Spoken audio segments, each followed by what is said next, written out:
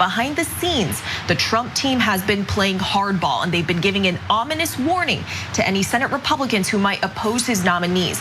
One Trump advisor telling our John Carl that the message is, quote, if you are on the wrong side of the vote, you're buying yourself a primary. That is all. And there's a guy named Elon Musk who is going to finance it.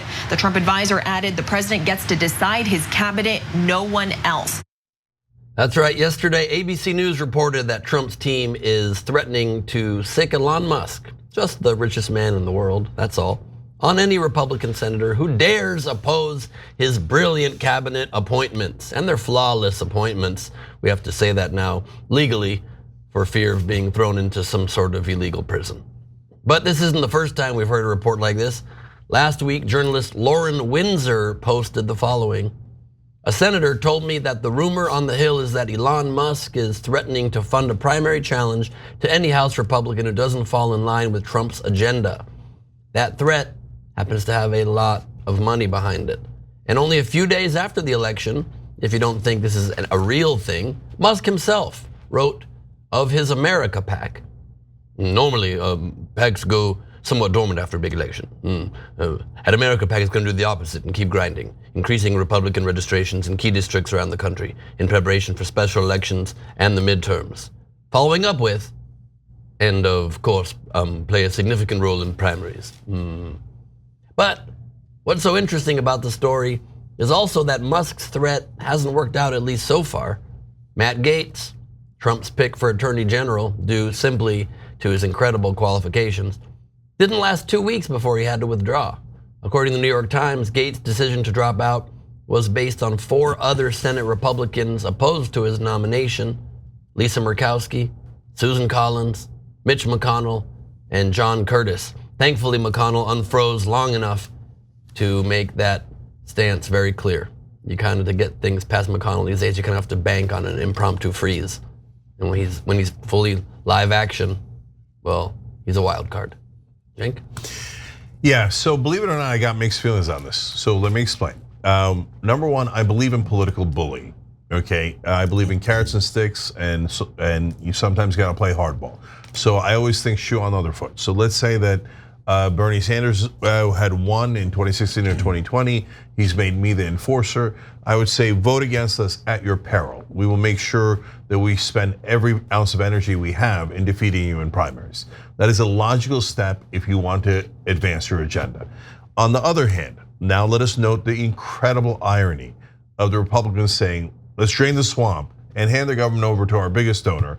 And if you cross our biggest donor, he will then eliminate you from politics by using his big money. So who cares about your stupid votes?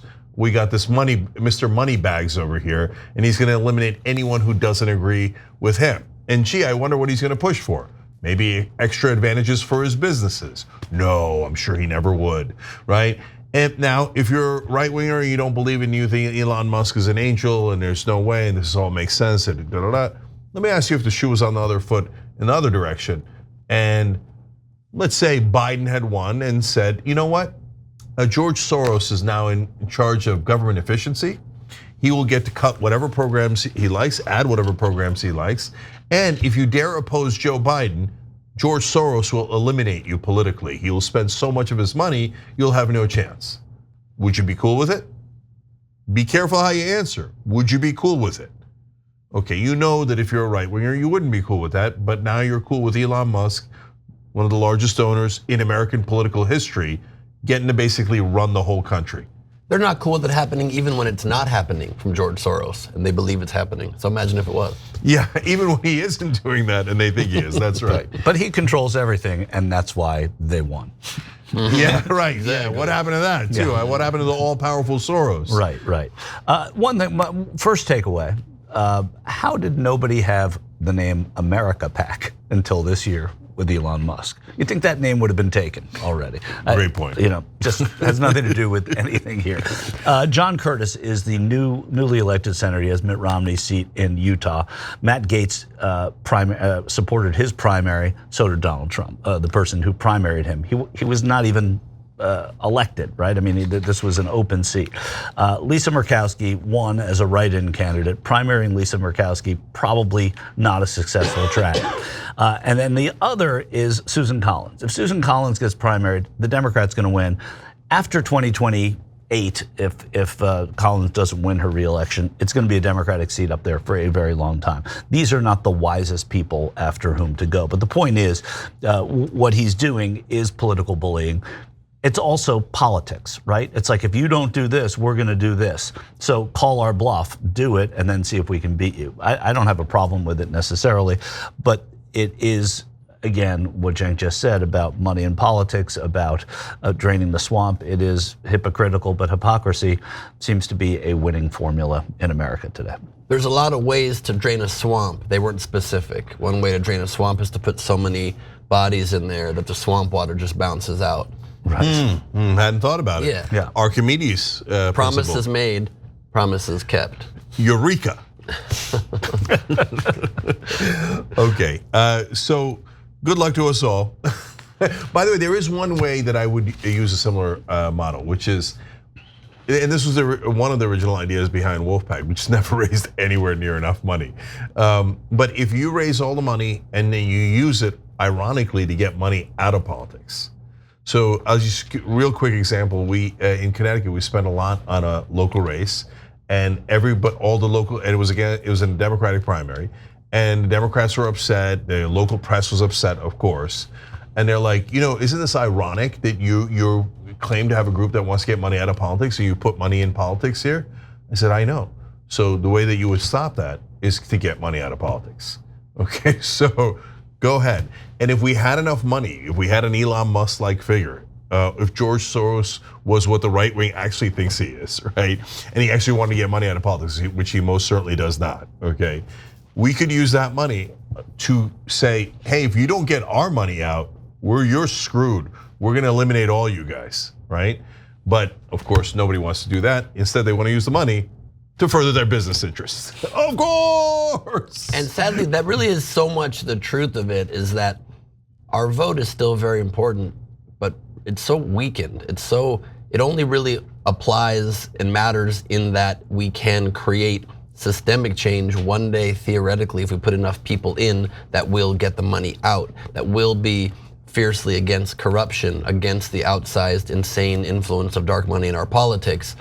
Money is what controls it. Our vote moves things around the margins, and you hope that you can one day make enough change. But it is true, regardless of what side wins, it's money that decides. It's the richest people in this country that decide what happens.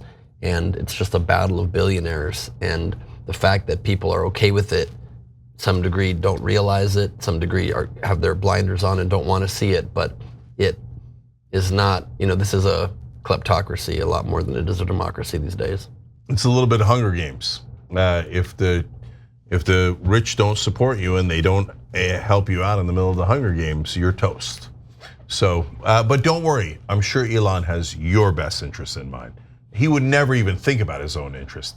I mean, the fact that he's already listed all the regulators who regulate his business as the ones that should be fired, no concern at all. All for your benefit. Of course, same with George Soros, always for your benefit. And Hunger Games style's exactly right, because they misuse their great slogan, their tagline in that movie, may the odds be ever in your favor. What they really mean is the odds will never be in your favor. May random dumb luck be in your favor if you happen to pull the one out of many thousands on that wheel, because the odds are in the favor of the people who get to put their chips on lots of numbers. Yeah. Yep. And we'll also see, by the way, quickly, if Elon Musk is not out for himself when it comes to China, because he and Donald Trump come from totally different points of view on China. Elon needs China. So you'll see that Elon is all about himself when it comes to China. Yeah, that's another very interesting point, because I listened, very tortuously to all 3 hours of Elon's appearance on Rogan before the election. Listened to it after the election. Thank God, otherwise I probably would have voted him. But the only point literally that he made for Trump the entire time of 3 hours. The only thing he argued for was this insane argument that if the Democrats win, there will never be an election again because they're bringing in so many illegals. They're going to somehow give them the right to vote, and it's going to never be an election like you had before. The only argument for. The argument against, when Rogan asked him the only medium tough political question during the interview was, what do you think about tariffs? And Elon Musk was like, tariffs are actually really bad and could really affect business, and they can crush business if you don't have enough lead time to know where your supply chain are going to be able to affect it. So I really hope that doesn't happen, but go Trump. I mean, what? Based upon what? No, that's what I'm telling you. The next 4 years are going to be amazing because there's so many different conflicting interests here, and Donald Trump is not a man known to have principles. So let's see what happens. Anything can happen. Thanks for watching The Young Turks. Really appreciate it. Another way to show support is through YouTube memberships. You'll get to interact with us more. There's live chat emojis, badges. You've got emojis of me, Anna, John, JR. So those are super fun. But you also get playback of our exclusive member-only shows and specials right after they air. So all of that, all you gotta do is click that join button right underneath the video. Thank you.